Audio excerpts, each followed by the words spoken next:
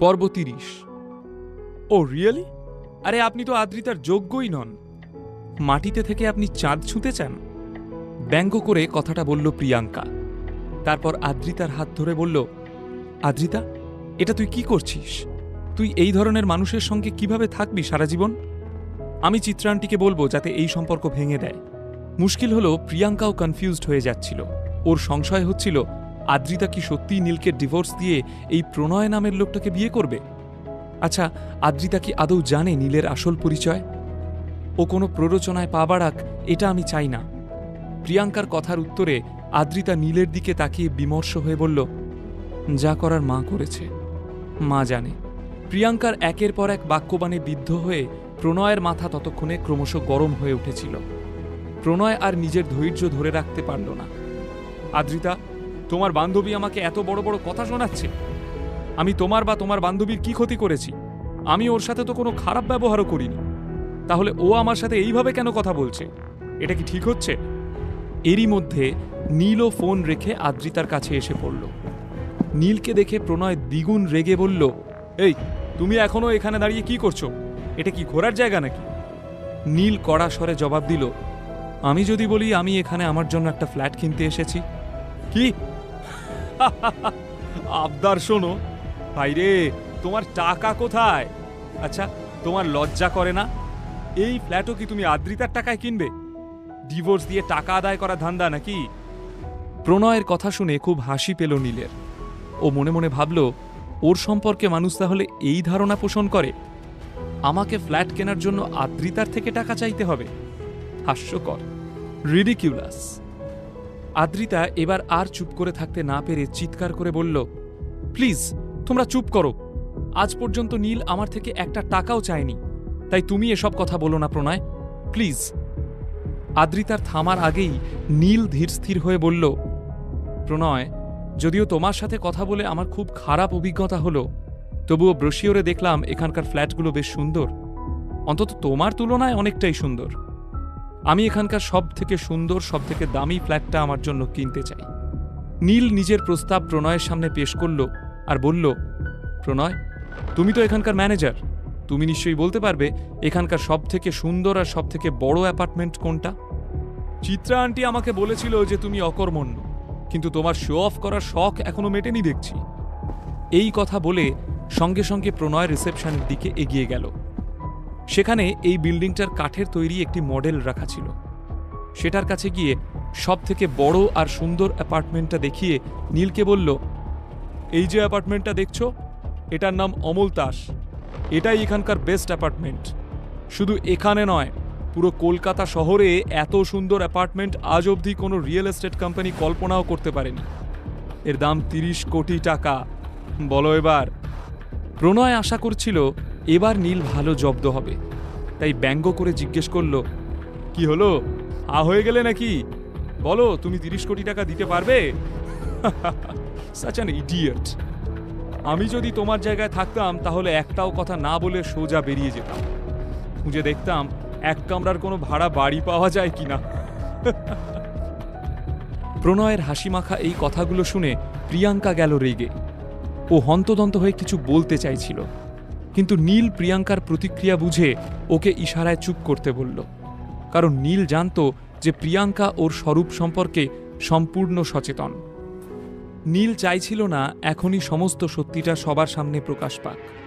প্রিয়াঙ্কাকে থামিয়ে নীল বলল, তোমাকে কে বলল আমি এফোর্ড করতে পারবো না? প্রণয় এখনো হেসে যাচ্ছে খ্যাক খ্যাক করে। দাম শুনেই বুঝতে পারলাম, আমি এতদিন ধরে এই কাজ করছি। লোক দেখলে বুঝে যায় কার পকেটের কত দম। প্রণয়ের অপমানের পরও নীল একটাও বাক্য ব্যয় করল না। পকেটে রাখা ওয়ালেট থেকে একটা ব্ল্যাক কার্ড বের করল নীল। তারপর কার্ডটা সেই রিসেপশনিস্ট মহিলাটিকে এগিয়ে দিল। সেই মহিলা স্টাফ যখন ব্ল্যাক কার্ডটা সোয়াইপ করার জন্য অফিস ঘরে নিয়ে যাচ্ছিল, তখন প্রণয় চিৎকার করে ওই স্টাফকে বলল, এই, তোমার কি আজ প্রথম দিন?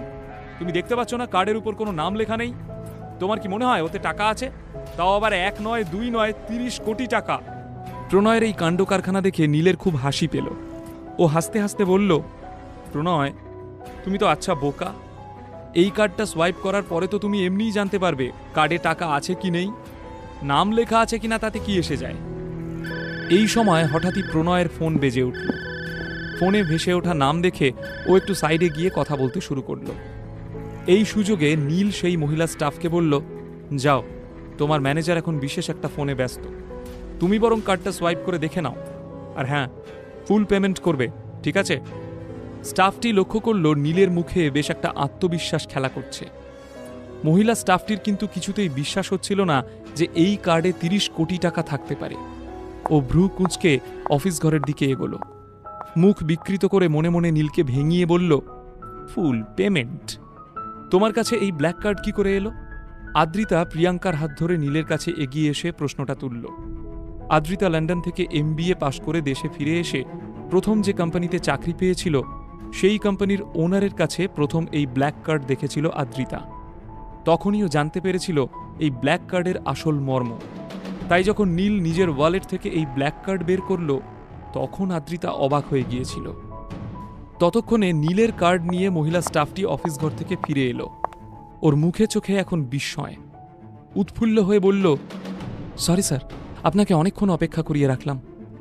এবার কিন্তু মহিলাটির ব্যবহার পুরোপুরি বদলে গিয়েছিল। কার্ডটা ফেরত নিয়ে নীল জিজ্ঞেস করল, ফুল পেমেন্ট হয়ে গেছে তো? স্টাফটি উত্তর দিল, এই অ্যাপার্টমেন্ট এখন আপনার স্যার, কনগ্র্যাচুলেশনস। আসলে এত দামি অ্যাপার্টমেন্ট যদি এই মহিলা স্টাফটি বিক্রি করতে পারে তাহলে ও মোটা টাকা কমিশন পাবে।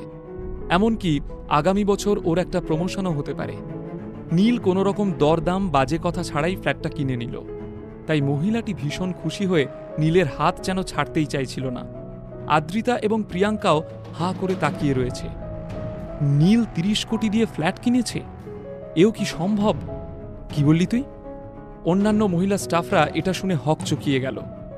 এই ভদ্রলোক অমল দাস অ্যাপার্টমেন্ট কিনে নিয়েছেন, তাও আবার ফুল পেমেন্ট দিয়ে? বাকি স্টাফদের মধ্যে বেশ গুজগুজ ফুসফুস শুরু হয়ে গেল। সবাই কপাল চাপড়ালো। তারা যদি ডিলটা সেট করত তাহলে তো এই কমিশনটা তারা পেত। এই মহিলাটি যেখানে ৩০ কোটি টাকার অ্যাপার্টমেন্ট বিক্রির জন্য প্রায় ১০ লাখ টাকা কমিশন পাবে, সেখানে ওরা পাবে লাড্ডু।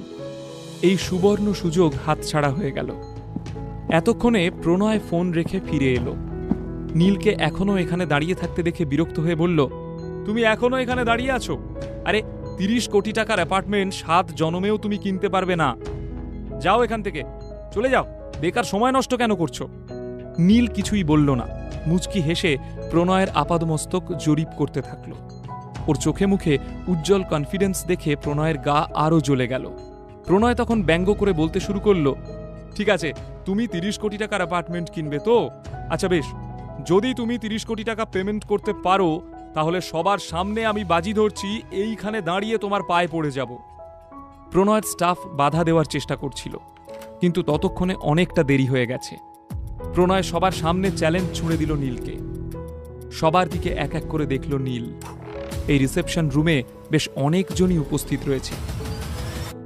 তাদের মধ্যে কেউ প্রণয়ের কর্মচারী, কেউ বা প্রণয়ের ক্লায়েন্ট, কেউ বা অফিসের পিয়ন, কেউ সুইপার।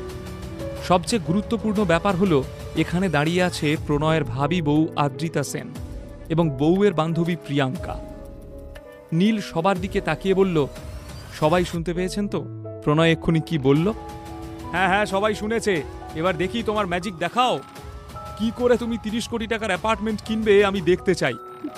প্রণয়ের বুক আরও ৭ ইঞ্চি চওড়া হলো। কিন্তু প্রণয়ের এই বোকামি দেখে প্রিয়াঙ্কা নিজেকে আর আটকাতে পারল না। উচ্চস্বরে হেসে উঠল। প্রণয়ের মহিলা স্টাফটি ওর কানের কাছে এসে বলল, স্যার, এ আপনি কি বললেন? এই ভদ্রলোক তো ওই অ্যাপার্টমেন্টটা অলরেডি কিনে নিয়েছেন। এবার আপনাকে সবার সামনে, এ বাবা, এখন কি হবে? এটা আপনি ঠিক করলেন না। ইস, হোয়াট? প্রায় চোখ জিভ বের করে প্রণয় জিজ্ঞেস করল কথাটা। স্টাফের বলা কথাগুলো প্রণয়ের একেবারেই হজম হলো না। তীক্ষ্ণ স্বরে চেঁচিয়ে উঠল প্রণয়। ওর মুখ চোখ লাল হয়ে গেল। ঠিকই বলছি স্যার, আপনি যখন কলে ব্যস্ত ছিলেন তখনই এই ভদ্রলোক ৩০ কোটি টাকার বিনিময়ে অমল দাস অ্যাপার্টমেন্ট কিনে নিয়েছেন। প্রণয় কিছুক্ষণের জন্য স্তব্ধ হয়ে রইল, নির্বাক পুতুলের মতো। নীলের দিকে তাকাতে পারল না প্রণয়। এসি ঘরেও ওর কপালে বিন্দু বিন্দু ঘাম জমে উঠল। নীল প্রণয়কে দেখে হেসে ফেলল। কি হলো প্রণয়বাবু, কি কথা দিয়েছিলে ভুলে গেলে? তুমি না আমার পায়ে পড়বে? আরে ভয় পেও না, তুমি যদি নিচে না নামো উপরে উঠবে কিভাবে বলো? কিন্তু প্রণয় তাও হার স্বীকার করল না। দাঁত খিচিয়ে বলল, ইন ইয়োর ড্রিমস তোমার মতো ফালতু মানুষের পায়ে পড়বো আমি? আরে উইনসন, এই মুহূর্তে ম্যানেজার এবং বিক্রেতার সম্পর্কটা আর প্রফেশনাল থাকলো না, হয়ে গেল পার্সোনাল। এই বাকবিতণ্ডায় উপস্থিত সকলেই নিজেদের মধ্যে ফিসফিসানি শুরু করে দিল। নীল বলল, আরে এত তাড়াতাড়ি পাল্টি খেয়ে গেলে বন্ধু? তোমার কথার তো কোনো দামই নেই দেখছি। তুমি ভুলে গেলে তুমি কি চ্যালেঞ্জ দিয়েছিলে? তুমি বাজি হেরে গেছো প্রণয়। হ্যাঁ হ্যাঁ, ঠিক আছে ঠিক আছে, আমার কথার কোনো দাম নেই। কি হয়েছে তাতে? তুমি কি করবে? আমায় মারবে? আমায় ভয় দেখাচ্ছ? তুমি থ্রেট দিচ্ছ নাকি? হ্যাঁ, ইউ ইউজলেস মোরন। এই কথাগুলো বলতে বলতে পশুর মতো হয়ে গিয়েছিল প্রণয়। ওকে দেখে মনে হচ্ছিল ও বুঝি কোনো সিনেমার ভিলেন। প্রণয় যেন নিজের সীমা ভুলে গেল। আর শোনো, হ্যাঁ, আমার সাথে পাঙ্গা নিও না। তুমি জানো না রয় চৌধুরী গ্রুপ অফ ইন্ডাস্ট্রিজের মেম্বার আমি। তোমার কেন এখানে কারোর ক্ষমতা নেই আমার গায়ে হাত দেওয়ার। ও সত্যি? তুমি এত বড় মাপের মানুষ? তোমার এত ক্ষমতা? বাজারে তো তোমার দারুণ দর। দেখো আবার দর কমে না যায়। নীল নিজের মুচকি হাসিটা বজায় রেখে এই কথাগুলো বলল। নীল ঠিক কি বলতে চাইল? তখন কাকে ফোন করেছিল নীল? প্রণয়কেই বা কে ফোন করেছিল? ঠিক কি করতে চাইছে নীল? আদ্রিতা কি এবার বুঝতে পারবে নীলের আসল পরিচয়? অমল দাসে কি আদ্রিতার থাকা হবে?